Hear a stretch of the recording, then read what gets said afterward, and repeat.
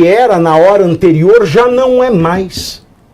Então o Brasil é um país que em 10 dias tudo muda absolutamente, para daqui a 10 anos estar tudo a mesma porcaria.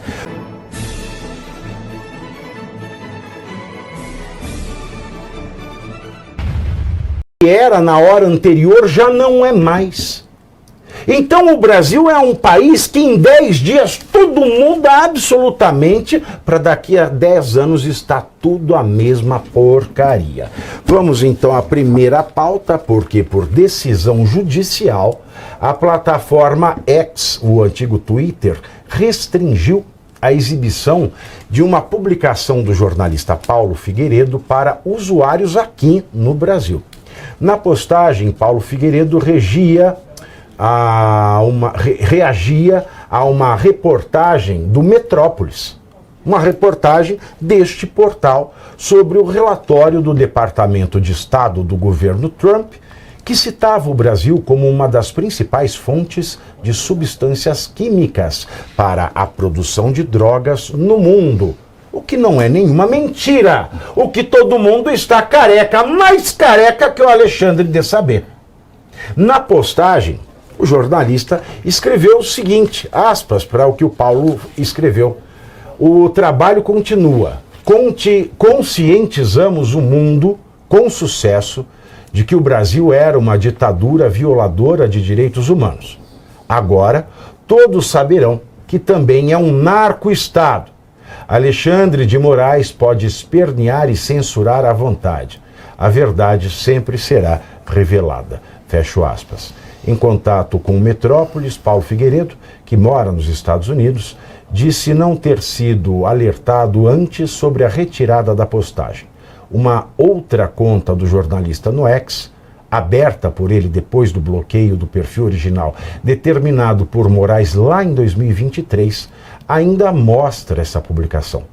E Paulo Figueiredo reagiu ao episódio. Ele disse o seguinte, aspas, como a postagem original disse, os censores partiram para a censura, mesmo que seja um breve comentário sobre um relatório oficial do governo americano, publicado por um veículo de reputação indiscutível. Depois, acabam sancionados e fingem não saber o porquê. Fecho aspas. Aí vocês vejam que esta é uma grande verdade que o Paulo, em especial, que eu trabalho com o Paulo desde a extinta TV Tupi, onde a gente fazia novela com a Eva Vilma, fizemos Selva de Pedra lá na Tupi, e o Paulo, ele sempre manteve um discurso bastante coerente e sólido, né, porque ele não muda ao sabor dos ventos. O que ele alertava lá é o que ele alerta nos dias de hoje.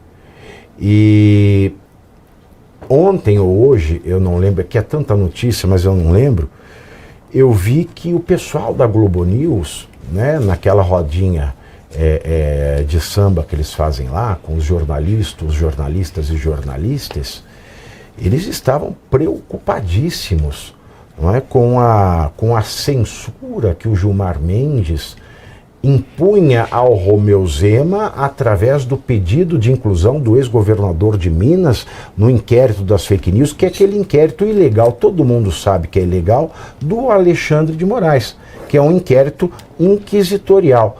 E aí eu olho aquilo e falo, olha, até a Globo, né? Ainda bem que agora se fala. Mas é para a Globo lembrar também, né, Cláudio Caivano, que piroca não tem ombro. Não tem censura que vai até a cabecinha. Você está fazendo uma menção, nada lúdica, eu diria, né? Muito explícita daquilo que teria dito. Teria não, porque a gente viu, tá nos anais do próprio STF, a Carmen Lúcia. E esta piroca está nos anais, de fato, é uma coisa inevitável. Acabei fazendo a escada, é verdade.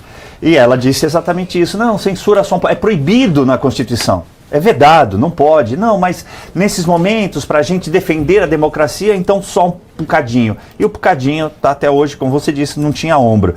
Agora, eu nunca vou esquecer de uma outra coisa que você disse, e anotei aqui, inclusive, para lembrar de novo. Com Pelican no caderninho da vida. O Brasil é uma ditadura, como está descrito aí na matéria. A gente tem dito isso já há muito tempo, já no outro programa, e aqui no Metrópolis desde que começamos, e você dizia assim, sabe por que é muito difícil que a população entenda o que se passa? Porque ditadura não tem crachá. E nós também juntos dissemos o seguinte, olha, mas quando você pega o inquérito 4781, o inquérito das fake news, você sabe que ele seria o equivalente a um AI-5. Então a gente pode até considerar que não é um AI-5, mas é um outro ato institucional, um ato institucional do STF, que eu venho dizendo desde 2023, que é um tribunal de exceção, equiparado ao que já aconteceu no Brasil com o Tribunal de Segurança Nacional, e aí eu vou ficar divagando, voltando na história até o incêndio do hashtag. Mas só para falar uma coisa, Cláudio, só para fazer justiça ao regime militar. Porque o regime militar, ele errou muito. Por exemplo, o regime militar, ele misturou preso político com preso comum. Então nasceu a facção Comando Vermelho. Exatamente. Né? Porque na Ilha Grande, né? Os bandidos aprenderam as táticas da política e aconteceu o que aconteceu. E o segundo grande erro do regime foi quando a eminência parda do regime militar, que foi o general Golbery Couto e Silva, ele tirou o Brizola como líder da esquerda do PDT e colocou o Lula. E tirou a Terezinha Zerbini como liderança feminina do PDT e colocou uma sobrinha do Getúlio Vargas, a Isabel Vargas. Então foram dois grandes erros do regime militar. Ter plantado Luiz Inácio Lula da Silva, que é a cria do regime militar e ainda por cima ganha pensão por conta do regime. Mas se a gente pensar em honradez, em hombridade, o ato institucional é uma cortesia perto do que a gente vive hoje. Porque o ato institucional, ele era institucionalizado. Então você sabia o que se podia ou o que não se podia. Você sabia qual era a regra daquele momento. O STF, ele não tem atos institucionalizados. Eles têm atos de exceção. Ponto e basta.